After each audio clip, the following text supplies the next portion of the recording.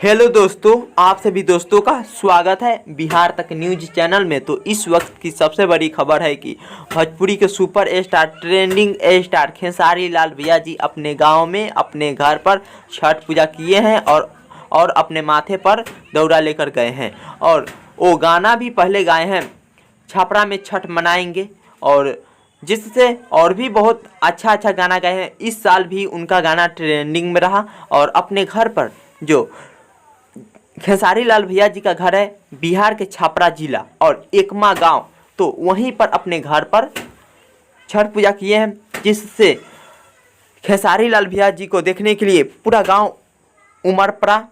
और खेसारी लाल भैया जी अपने माथे पर दौरा लेकर गए।